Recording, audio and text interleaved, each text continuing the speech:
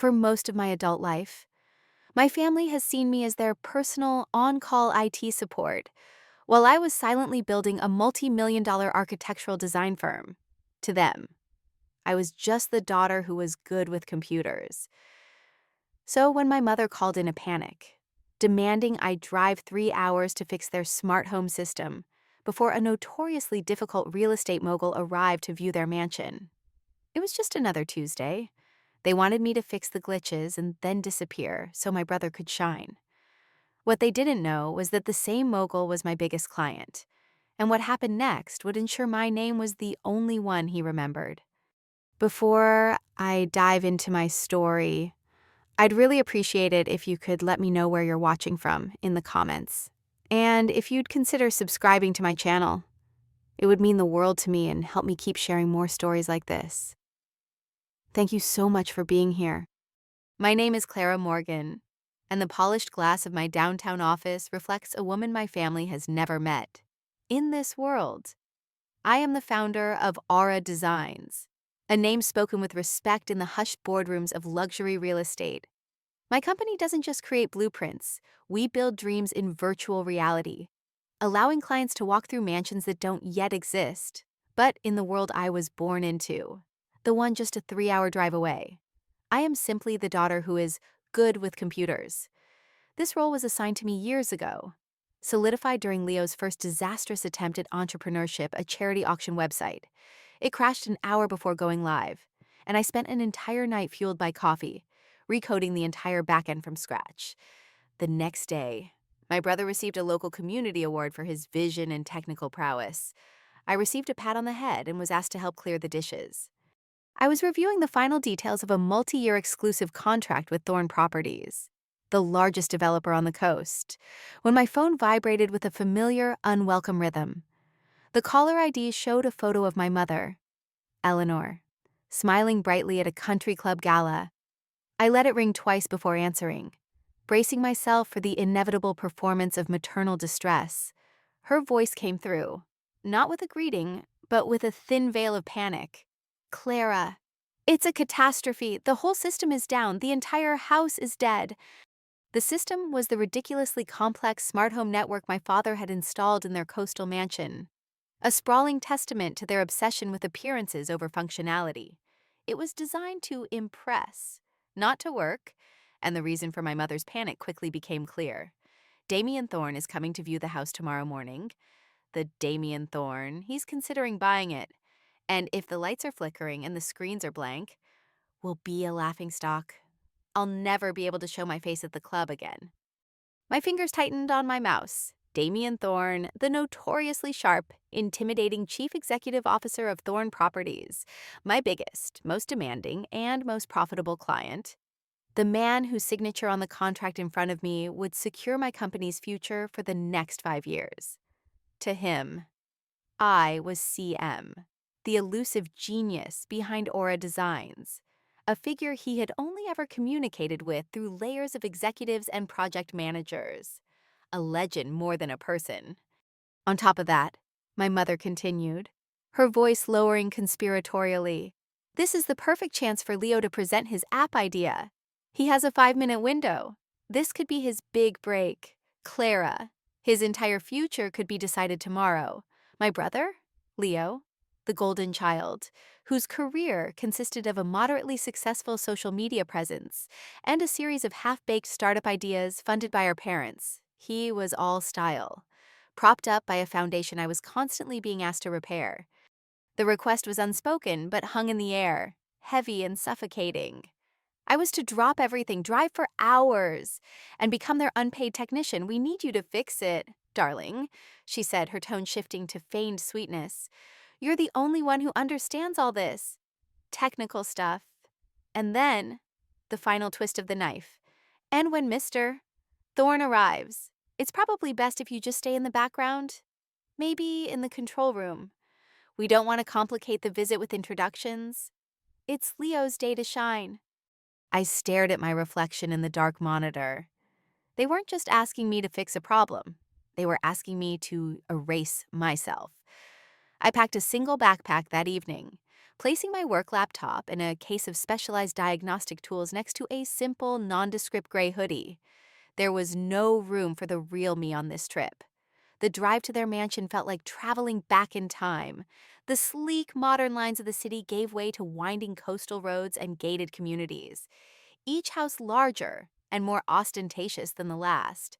I remembered all the other emergencies, the corrupted files before a big presentation for my father, the video montage for my parents' anniversary that wouldn't render, the Wi-Fi failing minutes before Leo was supposed to do a crucial live stream. Each time, I was the silent solution, the problem solver who was never part of the celebration that followed. When I arrived, no one greeted me at the door. I let myself in and found them in the living room, rehearsing Leo's presentation. My father, Richard, barely looked up from his phone. "The control room is in the basement," he said, pointing a dismissive finger. "It's all gone haywire. Get it done before morning." My mother offered a tight, distracted smile, her focus entirely on Leo, who was practicing his handshake in front of a mirror, critiquing the angle of his elbow. The control room was cold and smelled of dust and electronics. Wires spilled from panels like metallic spaghetti. It was a perfect metaphor for their lives, a chaotic, poorly designed back end hidden behind a beautiful facade. For the next several hours, I worked in silence, tracing faulty connections and rewriting corrupted code. I was a ghost in my own family's house, the hum of the servers my only companion. As I worked, a notification popped up on my laptop, an email from a major tech journal asking for an interview with the enigmatic CM. I archived it without a second thought. Around midnight, Leo came down, not to check on me, but to get a bottle of water from the mini fridge. He tossed one in my direction without looking. "Thanks for this," he said casually. "When my app takes off, I'll remember you." He didn't see the irony, and I was too tired to point it out. The next morning, I was still on my knees, connecting the final relay, when I heard the crunch of expensive tires on the gravel driveway. My mother's voice, suddenly high and cheerful, echoed from the foyer. "They're here!" I finished the reboot sequence, and one by one, the small green lights on the main panel blinked to life. The house was alive again. I could hear their footsteps above me, the tour beginning. I was supposed to stay hidden, the silent magician behind the curtain. But one of the main touchscreen panels in the entertainment wing still wasn't responding. I heard my father's flustered voice trying to deflect. "It's just a bit temperamental sometimes." Then, a command that made my blood run cold, echoing down the stairwell. "Clara, get up here. The media center panel isn't working." I took a deep breath, wiped my greasy hands on my jeans, and walked up the stairs, emerging into the bright sunlit hallway. And there he was. Damien Thorne stood like a panther in the center of the room, radiating an aura of impatience and immense power. My parents and Leo hovered around him nervously. He was taller than I expected, dressed in a perfectly tailored suit that probably cost more than my first car. His eyes, sharp and intelligent, swept over the room and dismissed everything until they landed on me. My father saw me and gestured impatiently. "Well, what's wrong with it?"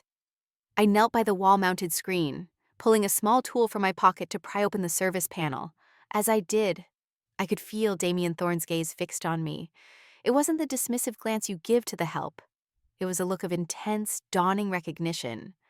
As my parents continued their babbling sales pitch, Thorne took a step forward, cutting them off mid-sentence. "Hold on," he said, his voice quiet but commanding absolute attention.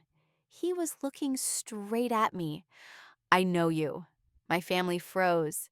My mother shot me a look of pure panic, as if my very presence was a catastrophic failure.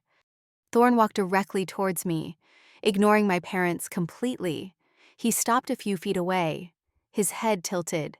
The profile is different, but the eyes? "You are CM from Aura Designs." My heart hammered against my ribs. I slowly stood up, my mind racing. The creator he knew as CM was a disembodied, authoritative presence in emails and project notes, not a woman in a hoodie kneeling on his prospective floor. I gave a single small nod. A slow smile spread across Damien Thorne's face, a rare sight according to industry gossip. He turned to his stunned associates. Cancel the rest of the day's appointments. He commanded. The single most important asset to my company's future is standing right here in this room. He then turned back to me, extending a hand, his eyes ignoring my dusty clothes and focused entirely on my face. My architects call you a magician, he said, his voice resonating with genuine respect. I think bosses is more accurate. It is a true honor to finally meet you. Miss Morgan. The silence that followed was deafening. I could hear my mother's sharp intake of breath. Leo's perfectly rehearsed smile had collapsed into a mask of disbelief. My father's face was utterly blank with shock. I placed my small tool on a nearby table and shook Damien Thorne's hand. The honor is all mine, Mr. Thorne, I said, my voice steady. The rest of the visit was a blur for my family. The sale of the house was forgotten. Leo's app was never mentioned again. Damien Thorne's entire focus shifted to me, asking about the technology behind Aura Designs, discussing the next phase of our exclusive partnership, treating me not just as an equal, but as a valued and critical partner.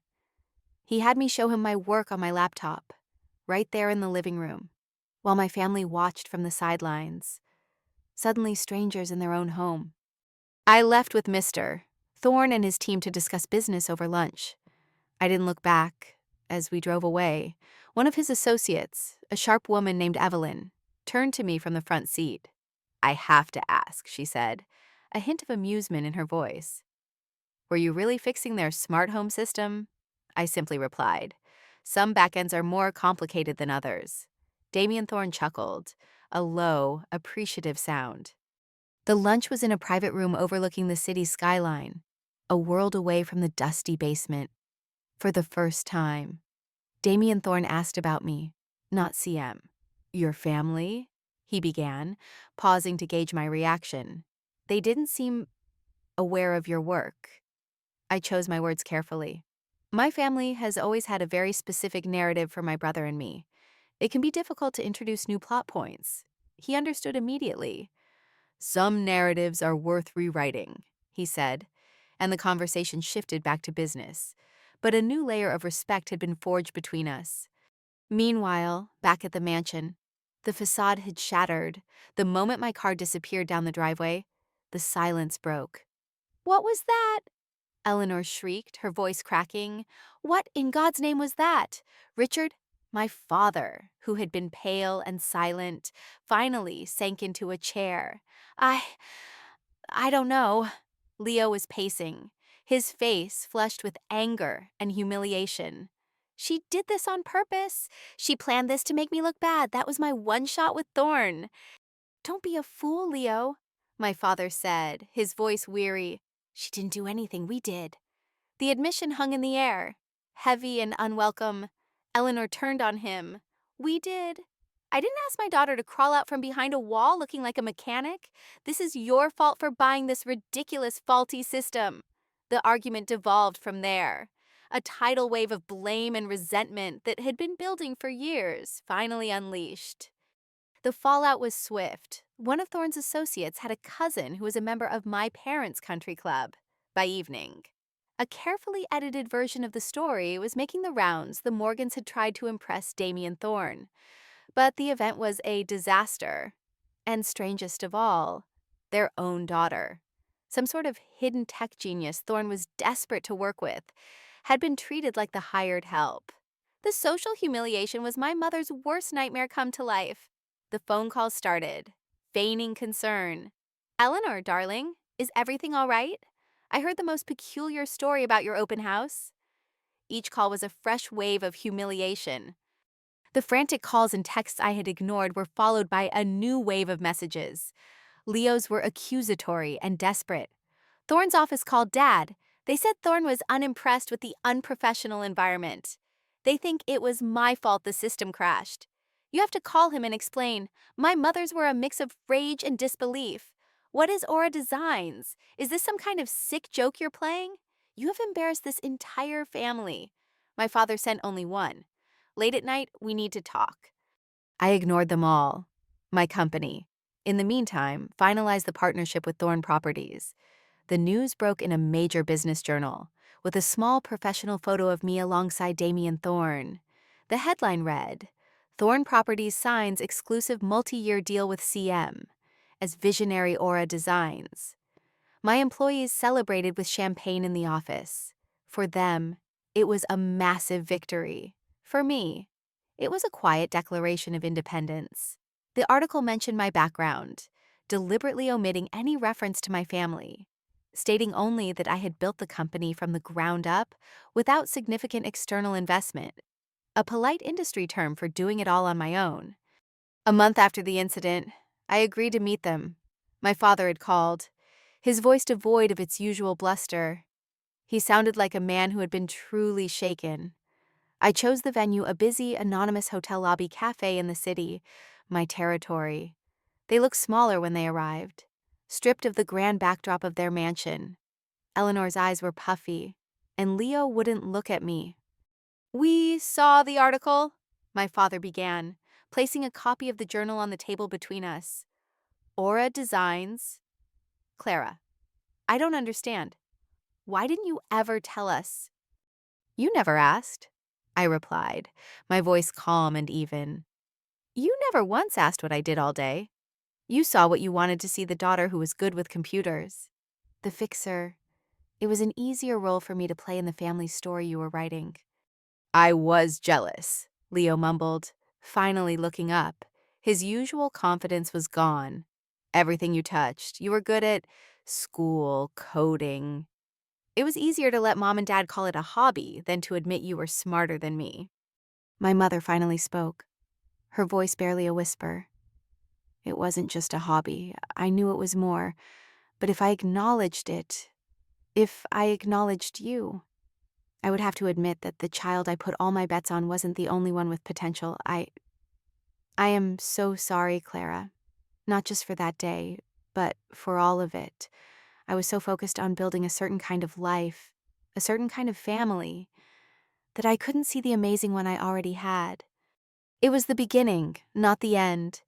The apology didn't erase years of being made to feel small, but it was a crack in the foundation of their world. I didn't offer immediate forgiveness. I simply nodded, paid for the coffees, and left.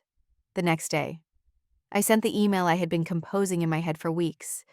It simply said, "My name is Clara Morgan, the founder and chief executive officer of Aura Designs. That is the woman I am. If you would ever like to build a relationship with her, you know how to reach me." The role of on-call technician, however, has been permanently retired. The ball was in their court, but the game had changed forever. 6 months passed in silence. Then, an email arrived from my father. It wasn't an apology or a request. It was a link to a small business incubator program. With a note, "Leo was accepted. He's designing an app to help seniors connect with their families. He's coding it himself this time." A few weeks after that, another email, this time from my mother. It was a picture of a certificate from a family therapy introductory course. The subject line was just one word: trying. I didn't reply immediately. I was in the middle of launching a new global project with Thorn Properties. My name, Clara Morgan, was now synonymous with innovation in the industry. The enigmatic CM was gone, replaced by a real visible leader. One evening, while reviewing the final renders for a new development in Dubai, I thought about their emails. It wasn't about forgiveness. Not yet. It was about acknowledging that people could, if they chose, begin to rewrite their own code. I wasn't the invisible girl in the basement anymore. I was the boss, and they finally knew it. And perhaps, just perhaps, they were finally ready to meet me.